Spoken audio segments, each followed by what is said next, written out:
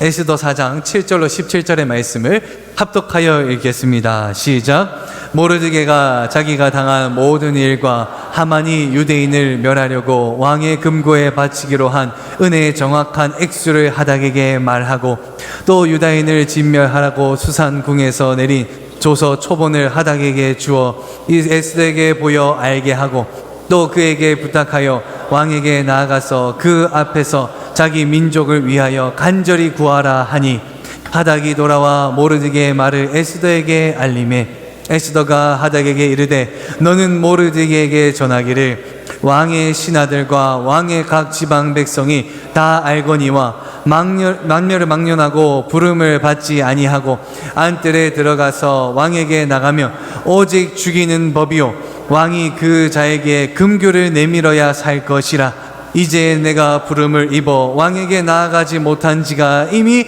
30일이라 하라 하니라.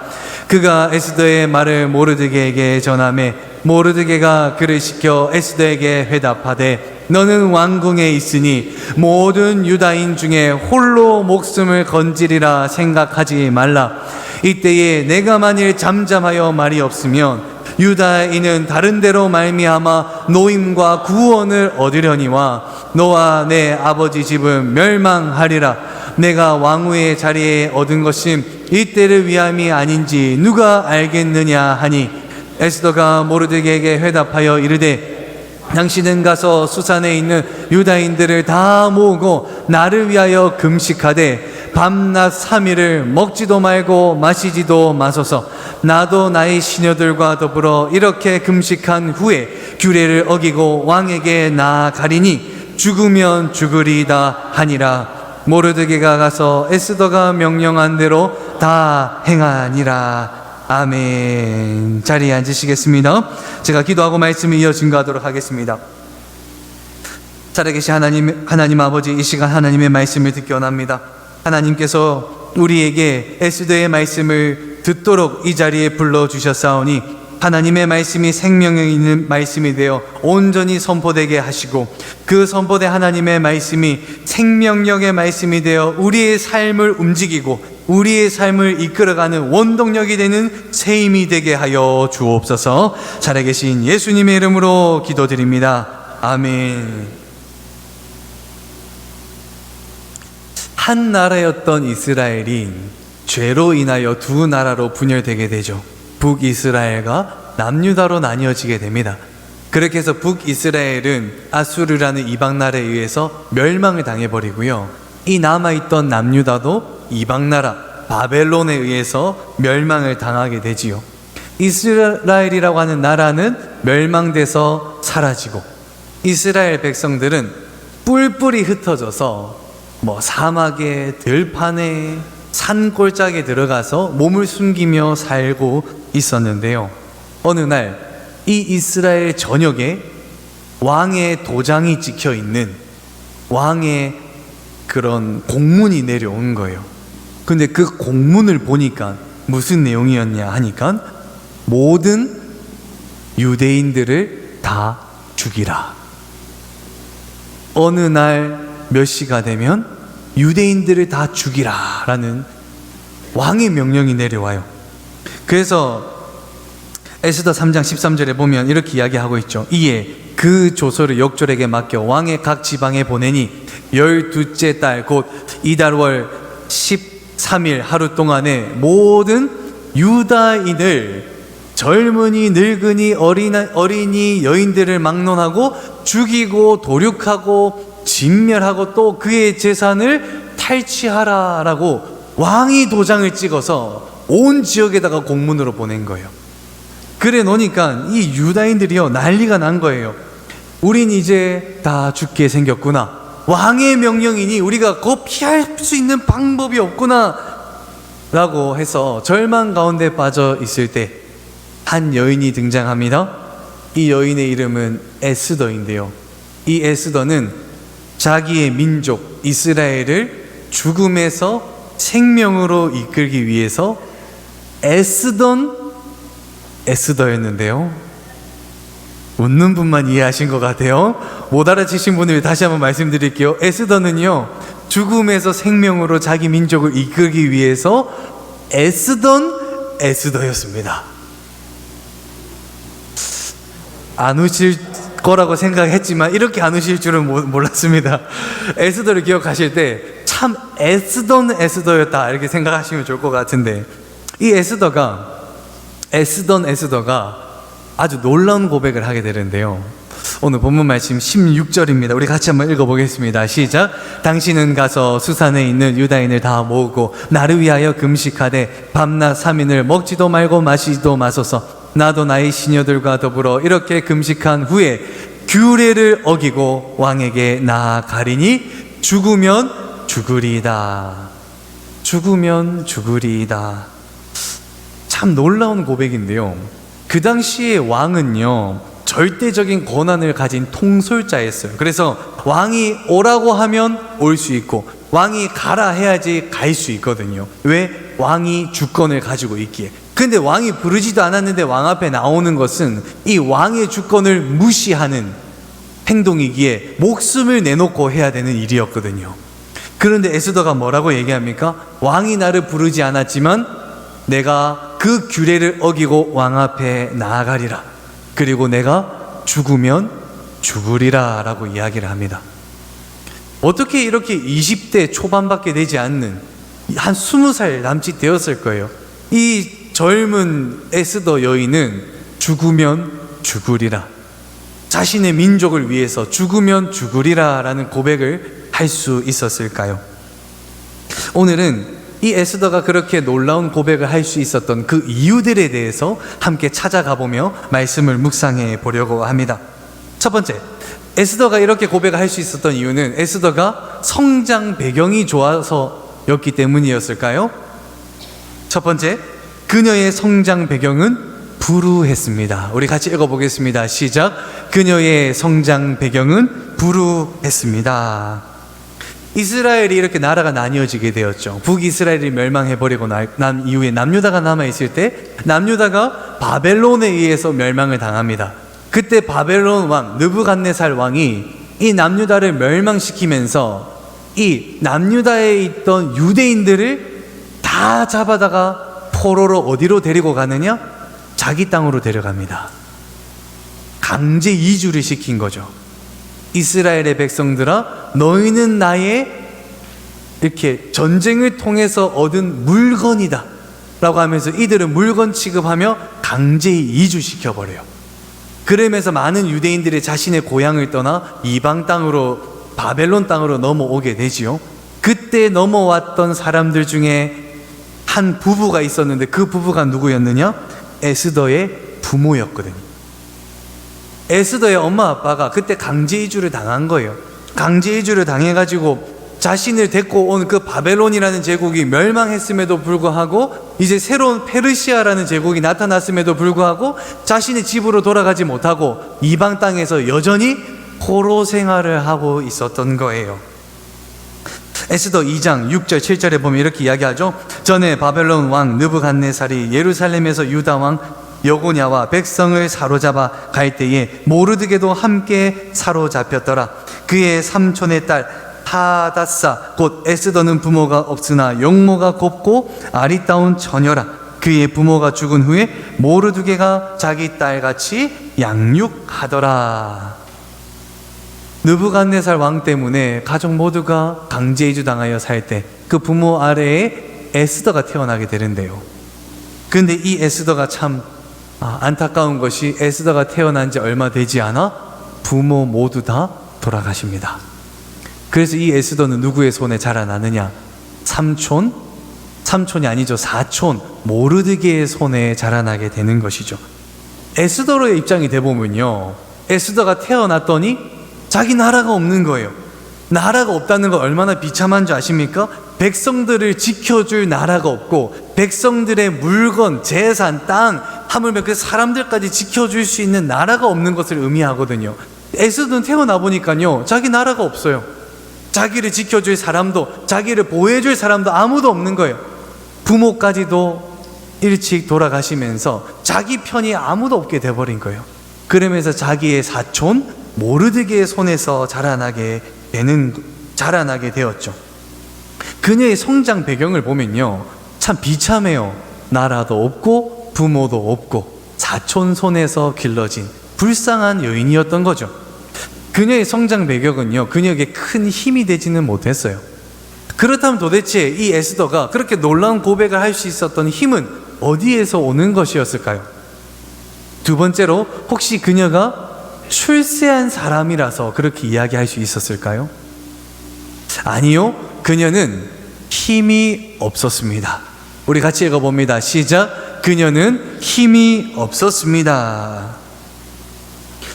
에스더는 왕후였거든요. 왕후, 왕의 아내였죠. 그런데도 이 에스더는요, 힘이 없었어요. 힘이. 에스더가 그때 살고 있는 그때에 자기 남편이죠, 이 아하수에르 왕에 대해서 알 필요가 있는데, 아하수에르는요, 그 당시에 페르시아 제국 지중해를 아주 넓게 다스리고 있었던 초강대국 왕이었어요. 이 아하수에르 왕이 다스리고 있는데 어느 날 잔치를 벌여가지고 많은 내빈들을 초청하고 이렇게 있는데, 에스더가 왕후가 되기 전에 또 다른 왕후가 있었어요. 와스디라는 왕후가 있었는데, 이 와스디 왕후가 예뻤던 거예요. 그래가지고 이 왕이 잔치를 벌여놓고 내빈들을 초청하고 음식을 먹고 기분이 좋아지니까 자기의 와이프를 자랑하고 싶은 거예요. 그래가지고 왕후한테 전가를 보냅니다.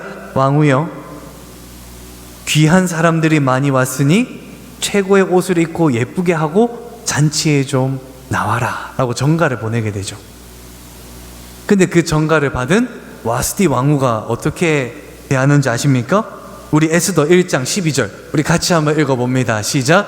그러나 왕후 와스디는 내시가 전하는 왕명을 따르기를 싫어하니 왕이 진노하여 마음속에 불 붙는 듯 하더라.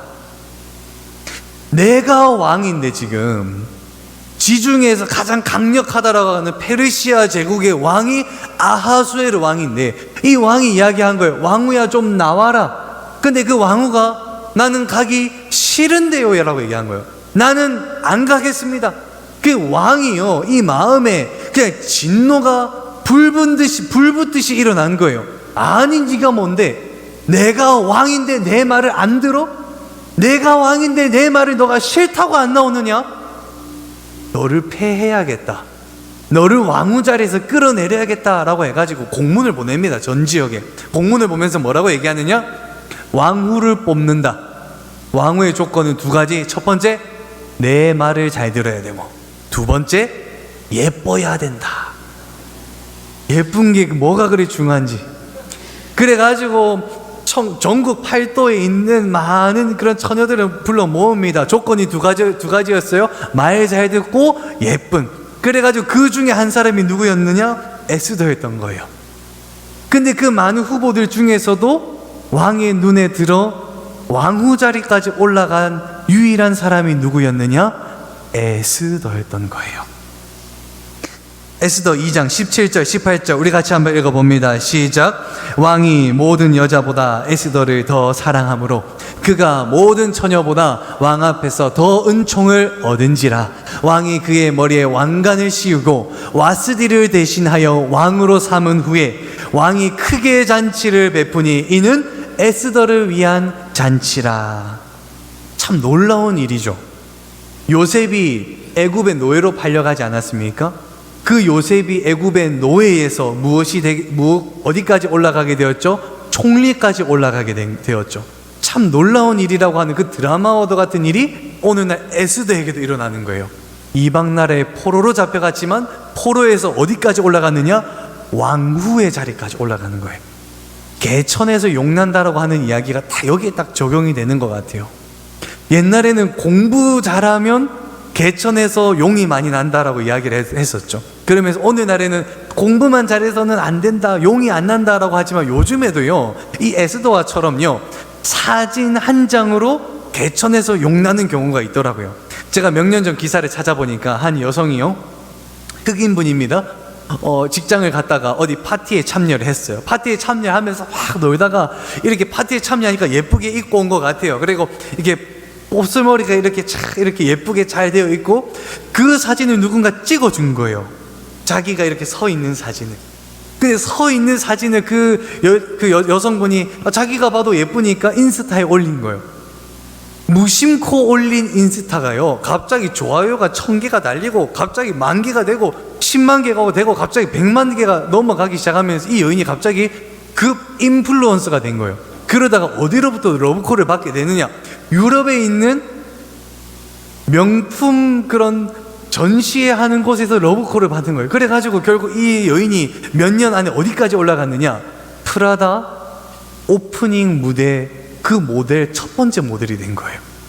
모델 중에서 가장 최고라고 하는 데가 어디냐, 명품에서 하는 전시회에서 오프닝을 맡는 게 최고의 영광이라고 하는 거예요.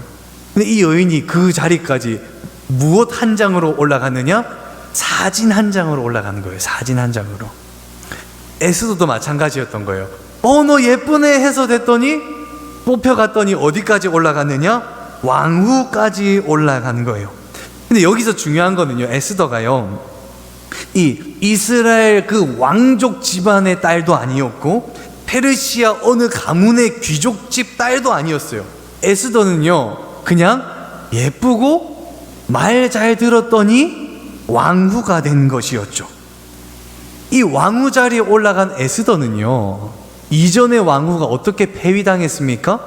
왕의 말을 잘 안 들어서 폐위당했잖아요. 그래서 이 에스더는요, 누구보다도 왕의 말을 잘 따르는 사람이 되어야 됐어요.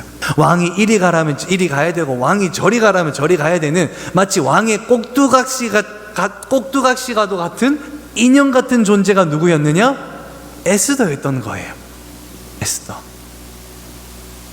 그런데 이 에스더, 왕이 가라면 가고 오라 하면 와야 되고 아무 힘도 없는 이 에스더, 백이 있는 것도 아니요, 자라온 배경이 그냥 휘황찬란한 것도 아니요, 예쁘고 말만 잘 들어서 왕후가 됐는데, 어떻게 이 에스더는 내가 왕이 부르지 않았지만 왕의 말을 어기고 왕 앞에 나아가리라, 그리고 죽으면 죽으리라 라는 이 놀라운 고백을 할 수 있었을까요?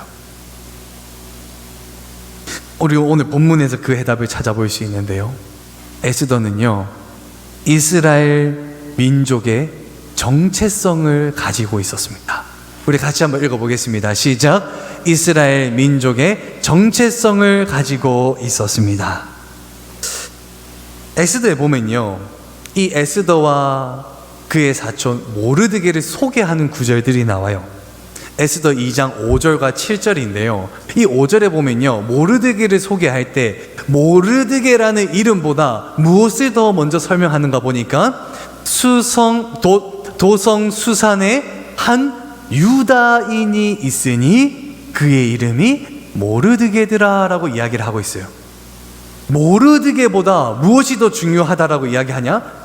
그가 유다인에게 더 중요했던 거예요. 그래서 그의 이름을 먼저 말하기보다도 그가 누구였더라? 유다인이었더라 라고 강조하면서 모르드게는 하나님의 백성 유다인이었다라고 먼저 소개를 하고 있어요. 그리고 7절에도 보면 뭐라고 이야기를 하냐면, 에스더가 부모가 없었다라고 하면서 에스더를 소개하지만 이 에스더 앞에 이 에스더를 뭐라고 소개하느냐?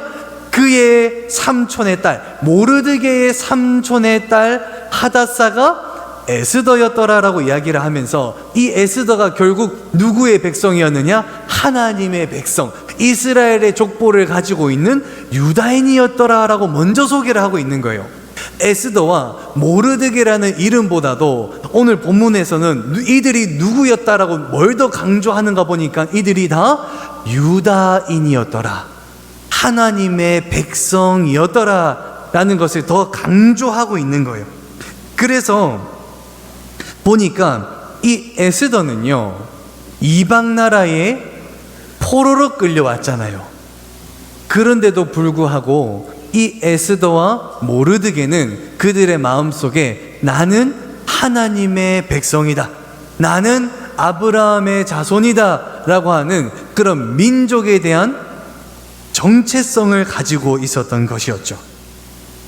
그 정체성을 가지고 있으니까 그 놀라운 믿음의 고백을 할 수 있는데요, 또 그래서 보니까요, 우리 어디서 이것을 찾아볼 수 있냐면, 왕의 명령으로 이스라엘 백성들이 다 죽게 되었잖아요. 그때 모르드게가 에스더를 찾아가서 이야기를 할 때 이 모르드게가 무엇을 강조하는가 보니까 에스더 4장 14절에 이렇게 이야기를 하죠. 이때에 내가 만일 잠잠하여 말이 없으면, 에스더야, 모든 유다인들이 다 죽게 생겼는데 네가 이때 잠잠히 있으면 유다인들은 다른 데로 말미암아 노임과 구원을 얻겠지만 너와 내 아버지는 멸망하리라.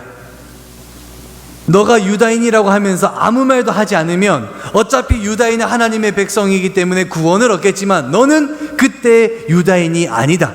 그러니 너는 하나님의 심판을 받아 멸망하리라. 그러니 에스더야, 네가 왕위에 오른 것도 이때를 위함이 아니겠느냐. 그러니 네가 누구인지를 지켜 행하라. 너는 이방 나라의 왕후가 아니라 하나님 나라의 백성이니라. 그러니 그 백성의 정체성을 지키거라 라고 이야기했던 거예요. 모르드게가요, 만약에 이 상황을 놓고 감정적으로 나갔으면 에스더한테 꾸짖었을 수도 있어요. 이 에스더야, 내가 너를 키워주지 않았느냐. 네가 어릴 때부터 자라날 때까지 내가 먹여주고 재워주고 내가 네 아플 때 보살펴주고 했는데 네가 내가 죽어가는데 왜 너가 외면하느냐라고 원망할 수도 있었거든요. 근데 모르드게는요, 지금 이 절박한 상황 가운데서도 뭐를 강조하느냐 보니까 민족의 정체성, 하나님 나라의 백성 아니냐. 너는 하나님의 나라의 백성이니 하나님의 나라 그 백성답게 행하라 라고 이야기를 하는 거예요. 그때 에스더가 어떻게 반응하느냐?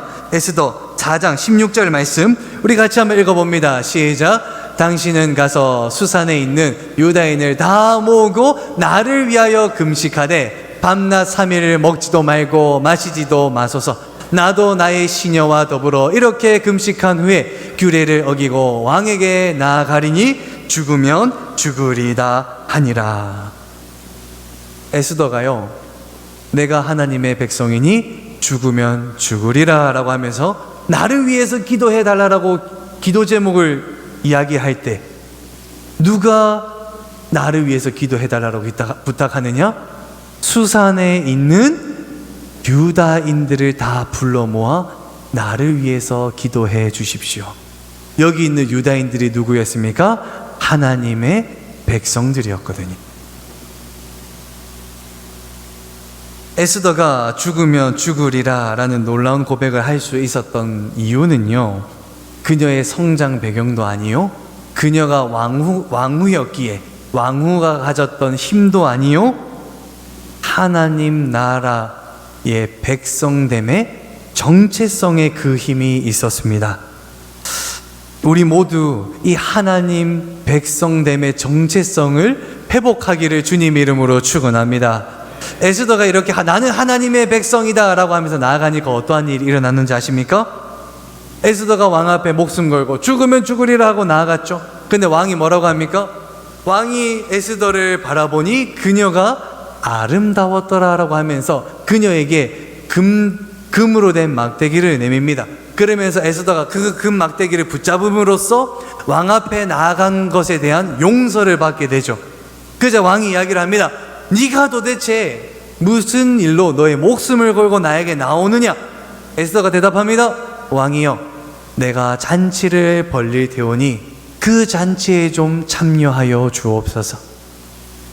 아하수에로 왕이 보니까 네가 목숨을 걸고 나온 이유가 잔치에 참여해달라고 하는 것이냐? 내가 그 잔치에 참여하겠노라. 거기 잔치에 참여하겠노라 얘기하고 그 잔치에 참여해보니까 그냥 에스더가요, 예쁘게 옷을 입고 그 오는 분들을 맞이하면서 들어가 보니까 사내 진미를 다 모아가지고 음식들을 하는데 어마어마한 거예요. 그래서 왕이 너무나도 기분이 좋은 거예요. 그래서 왕이 이야기합니다. 에스더야, 네가 원한다면 내가 이 나라의 반이라도 너에게도 주겠다. 네가 원하는 게 도대체 뭐냐? 근데 에스더가 여기서 또 놀라운 고백을 합니다. 왕이여, 내일도 잔치에 참여하여 주옵소서. 이 아하수에로 왕이요, 그냥 입이요 귀에 걸린 거예요. 잠을 자야 되는데 잠이 안 와요. 너무 기분이 좋아가지고. 그래가지고 그 다음 날에도 이 잔치상에 갔죠. 근데 보통 잔치에는 첫날 잘하고 둘째 날에는 좀 덜 하잖아요. 근데 가보니까 더 휘황찬란한 거예요. 첫째 날 간 거에 거의 뭐 곱하기로 그냥 음식이 있으니까 아하수에로 왕이 입에 그냥 귀에 걸린 거예요. 그냥 그래가지고 에스더를 또 부릅니다. 에스더야, 에스더야, 도대체 네가 무엇을 원하기에 이렇게 나를 잘 환대하느냐? 네가 원하면 나 정말 이 나라의 반이라도 너에게 주겠다. 그때 에스더가 대답합니다. 왕이여, 사실 내가 유다인입니다. 그런데 왕이 유다인을 다 죽여라라고 공문을 보내요. 나도 죽게 생겼고 나의 민족도 죽게 생겼습니다. 왕이여, 그 명령을 거두어 주옵소서. 그자 아하수에로 왕이여, 내가 그 명령을 거두겠다. 내가 명령했지만 내가 그 명령 다 거두어 드리겠다. 내가 너와 너의 민족을 살려주겠노라. 그리고 그뿐만 아니라 너와 네 민족을 위험에 빠뜨린 하만을 내가 장대에 매달아 죽이리라 라고 이야기하게 됩니다. 참 놀라운 일이죠. 이스라엘 민족을 죽음에서 생명으로 이끌었던 에스더는요, 무엇 하나 내세울 백도 없었거든요. 무엇 하나 보여줄 힘도 없었거든요. 그러나 그녀가 하나님 백성됨의 정체성을 가지고 나아가니, 죽으면 죽으리라, 나는 하나님의 백성이다 라고 나아가니 누가 일하십니까? 하나님이 일하시기 시작했던 것입니다. 사랑하는 성도 여러분, 우리의 정체성은 어디에 있습니까? 세상에 속해 있습니까? 나의 욕심에 속해 있습니까? 우리의 정체성은 하나님께 속해 있는 줄로 믿습니다. 여기 모인 모두는 예수를 구원자로 영접하여 하나님 나라의 백성 되는 그 은혜를 입은 여러분들인 줄로 믿습니다. 근데 이 정체성이 어디에서 가장 잘 드러나냐 하니까요, 바로 이 십자가에서 잘 드러나는 거예요. 십자가. 여러분, 이 십자가가요, 우리 지하 예배당에 있었거든요. 제가 그것을 떼가지고 지하에서 3층까지 마치 예수님이 십자가를 지고 골고다 언덕을 올라가신 것처럼 이걸 지고 지하에서 3층까지 올라오려고 했지만, 이 신문물 엘리베이터가 있지 않았습니까? 엘리베이터 타고 올라왔거든요. 왜? 주신 것도 누려야 되니까. 여러분들은 이 십자가에 대한 추억이 있으십니까? 제가 어릴 때 주일학교 때요, 이 철로 역정이라는 프로그램을 경험하게 됐는데요, 이 철로 역정은 복음에 대한 메시지를 직접적으로 체험하는 프로그램인데, 그래가지고 그 프로그램에 갔는데 한여름에 선생님들이 봉고차 2대에다가 한쪽에는 시원한 에어컨을 시원하게 틀어놓고 한쪽에는 난방을 팍 틀어놓은 거예요. 그래가지고 이쪽은 뜨겁고 이쪽은 차갑게 만들어 놔가지고 저희들한테 시원한 데 들어가래요. 그래서 들어갔죠. 그러니까 시원하지, 시원해요, 여기 시원해요 하니까 선생님이 뭐라 하느냐, 여기가 천국이다 라고 이야기하는 거예요. 그래가지고 천국을 막 맛보고 있죠. 그러다 갑자기 문을 드르륵 열더니 내리래요. 그래서 내렸죠. 들어가래요. 들어갔더니 거기 난방에 틀어놓은 봉고 얼마나 뜨겁으면 들어가니까 뭐 몇 초 안 돼서 땀이 그냥 주룩주룩 나고 이렇게 땀이 더워 죽겠어요 이래 하는데, 선생님이 저희들한테 뭐라 하는지 아십니까? 여기가 지옥이다. 지옥의 뜨거움을 그때 맛봤거든요. 너무 뜨겁더라고요. 그래가지고 나오면 네가 어디 가고 싶냐? 천국 가고 싶어요. 천국 가려면 예수 믿어야 된다. 그래가지고 니들 예수님이 가신 길처럼 걸어가야 된다. 여기 서봐라 해가지고 선생님이 채찍해가지고 저희 때립니다. 말을 안 들었나 봐요. 얼마나 세게 때리던지. 아파요. 그래 아프지. 이제는 십자가를 져라 라고 해가지고 이 십자가를 지고 가는데요, 저 키보다도 큰 십자가를 지고 그 조그마한 언덕을 넘어가는데요, 야, 저는 그때 처음 새삼 깨달았습니다. 아, 십자가가 이게 무겁구나. 어린 나이에 그 십자가를 지고 가는데요, 덜컹덜컹 하지 않습니까? 안 그래도 무게 때문에 어깨가 아픈데 덜컹덜컹 할 때마다 이 십자가가 얼굴을 때리는 거예요. 얼마나 아프던지. 못하겠어요. 아니 들고 가라니까. 못하겠어요. 골고다 넘어가. 너 이거 넘어가야 된다니까. 그때 전 처음 알았습니다. 아, 예수님이 지고 가셨던 십자가가 정말 무거우셨겠다. 고문당하고 채찍당하고 그 모진 수모를 겪고 이 십자가를 지고 걸어가는 그 골고다 언덕길이 얼마나 참 힘드셨을까. 어린 나이인데도요, 그게 참 와닿더라고요. 그러면서 그 프로그램 이후에 이 십자가를 볼 때마다 한번 저 보고 싶어요. 얼마나 무거운가, 얼마나 무거운가. 예수님이 지셨던 그 십자가가 얼마나 무거우셨을까. 참 마음에 십자가만 봐도 감동이 되고 은혜가 되더라고요. 여러분도 이러한 이 십자가에 대한 간증이 있지 않습니까? 여러분도 이 십자가에 대한 간증들이 다 있을 겁니다. 어느 날 하고 있는 일이 되지 않아 무작정 집을 떠나가지고 어디를 가야 되나 라고 둘러보고 있는데 저 멀리서 십자가, 교회 종탑에 십자가 모양을 바라보면서 교회를 찾아갔던 기억, 또 주님 앞에 나와서 눈물로 기도하던 중에 눈물 콧물이 되어 기도하고 있는데 눈을 들어서 앞을 봤더니 내 앞에 흐릿하지만 선명하게 보이는 십자가, 또는 평생을 기도하셨던 부모님께서 물려주셨던 십자가 목걸이. 십자가가 우리에게 특별한 이유는 죄인이었던 우리가 하나님의 백성이 될 수 있도록 예수님이 바로 이 십자가에서 죽으셨기 때문입니다. 예수님이 이 십자가에서 죽으셨기 때문에 죄인인 우리가 하나님의 심판을 피할 수 있었고, 예수님이 이 십자가에서 죽으셨기 때문에 이방인인 우리가 하나님의 백성이 될 수가 있었던 것입니다. 그렇기 때문에 이 십자가를 볼 때마다 마음이 뭉클하고 마음에 감동이 되고 마음에 은혜가 되는 것이죠. 사랑하는 성도 여러분, 예수님이 피 흘리셨던 저 십자가 보혈로 얻은 하나님 백성됨의 정체성을 지키시기를 주님의 이름으로 축원합니다. 우리가 이 정체성을 가지고 이 십자가를 우리의 삶 가운데 세워나갈 때 하나님께서 일하시는 줄로 믿습니다. 제가 청소년 사역할 때요, 저에게 청소년 사역, 학교 다니면서 청소년 사역을 시작할 때 저에게 맡겨진 학생이 2명이었어요. 2명. 그 목사님 아들, 딸. 그래가지고 이 아이들한테 이야기했죠. 네가 나에게 오른팔 왼팔이 되어야 된다. 그래가지고 이 아이들을 열심히 훈련했어요. 그러면서 같이 기도하고 열정을 다하니 2명이었던 아이들이 3명, 4명, 5명이 되더라고요. 그래가지고 나날이 그 부담감은 커져만 가고, 하나님 저에게 2명을 맡기셨는데 이제 어찌 4명, 5명을 맡기십니까? 내가 과연 이 아이들을 감당하기에 합당한 사람입니까? 라고 하면서 날마다 기도했거든요. 주일 새벽마다 기도했어요. 하나님, 오늘도 이 5명을 만납니다. 이 5명 제발 예수님 좀 만나게 하여 주옵소서.